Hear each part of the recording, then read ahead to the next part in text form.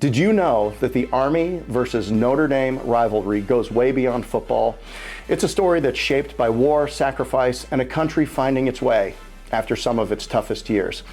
In this recap, we'll revisit my conversation with Richard Cacioppe and explore the fascinating connection between this legendary rivalry and American history.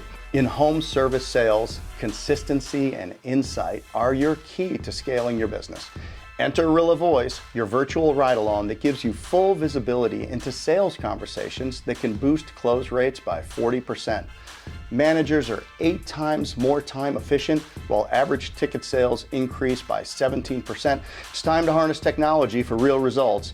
Ready to see Rilla in action? Visit Rilla.com, that's RILLA.com, or click the link below to get your special Homefront Brands offer today. With college football making headlines this week, Notre Dame's 49-14 win over Army at Yankee Stadium was a huge moment, but this game is more than just a score. It's a nod to the incredible history between these two teams. It goes all the way back to the 1946 game of the century, which ended in a famous 0-0 tie. This rivalry has always been about more than football. It's about tradition, resilience, and a nation coming together. Jeff, today we call a returning veteran on a football team a guy who played last year. In 1946, a returning veteran was a guy who had been at the Battle of the Bulge or at Iwo Jima. That's right. So Notre Dame had maybe 54 of those guys on its roster. That's why I was so excited to sit down with Richard Cacioppe, author of Black Knights and Fighting Irish.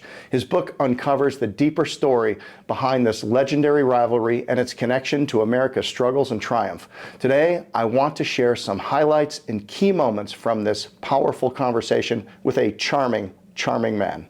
I really hope that they get a sense of what the country went through and how upbeat and positive our citizens were in the face of awful tragedy, in the face of grinding poverty, but always with the sense of positiveness that, hey, wait a second, we're Americans, we can do this, no matter what it is we can do. The last time I think that we were totally united and we're all focused on one event, and that was winning World War II.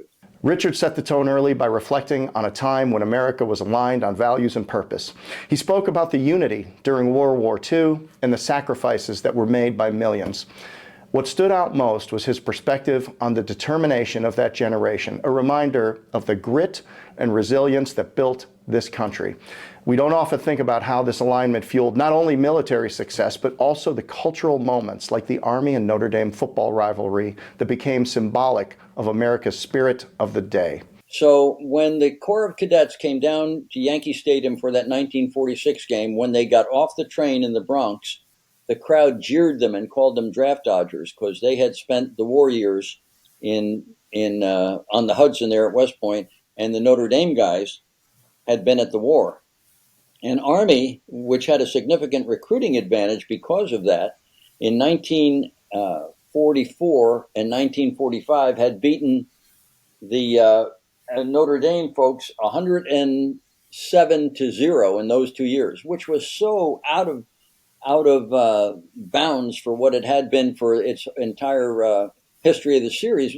Most of those games were decided by a field goal or a touchdown. All of a sudden, you had 2 years when all of the Notre Dame players were at war, and Army had this really significant advantage in recruiting, ran over top of them. So the Notre Dame students were chanting 56 and 48. This is the year we retaliate, and there was revenge on everybody's heart to even the score, and the game finished at 0-0.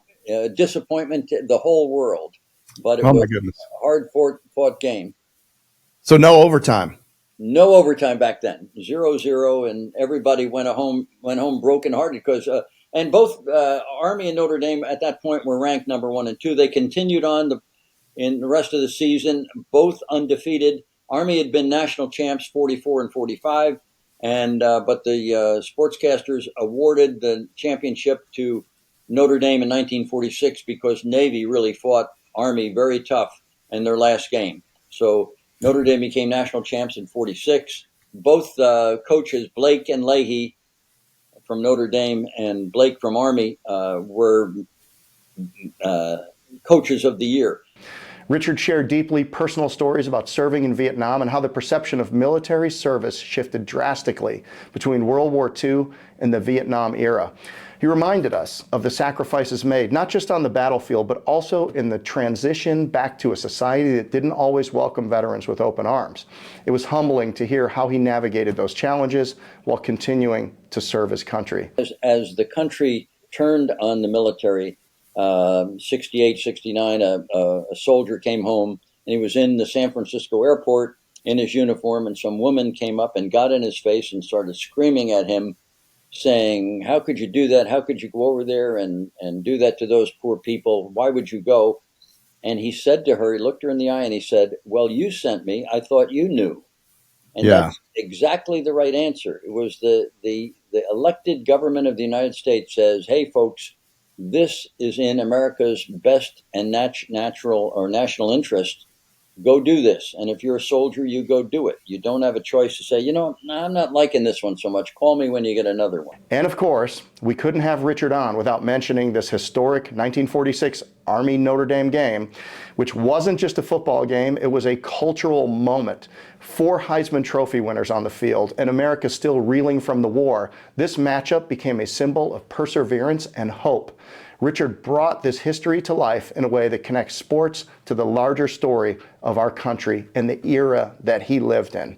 But in that 1946 game, you had 4 Heisman Trophy winners, 4: Blanchard Davis, Leon Hart, and Johnny Lujack. 4. Wow. When was the last time? I think never again will you have 4 Heisman trophy winners in a game. No, you never will. Did they play both ways? Oh, yeah, they did. And that's how Johnny Lujack was the one that saved the touchdown. Blanchard finally broke loose, was running down the sideline, and Lujack came across the field and tackled him to save the touchdown.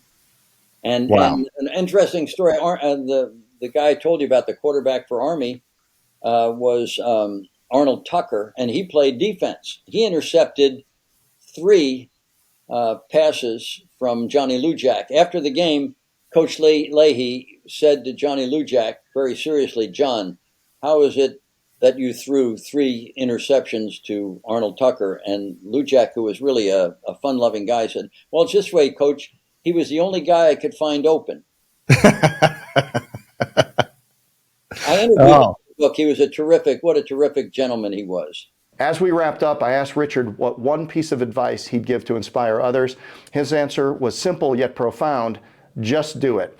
Whether you're starting a new project, taking on a challenge, or trying to make a difference, this mindset is key. I couldn't agree more. Let's carry forward the lessons of the past and make the most of today. So often we are bound by and suppressed by our own insecurities about, "Oh, I can't," or "Nobody will like it," or and you just got to do it. And if it winds up in a box, so what? You know, it's a great exercise, and you'll feel better just for getting it out. Thank you so much for joining me on this recap of my conversation with Richard Cacioppe. If you haven't already, make sure to check out the full episode.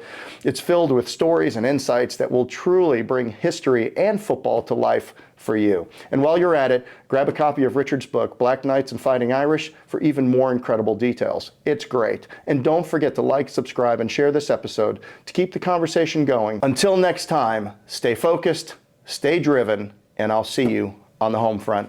Thanks for listening.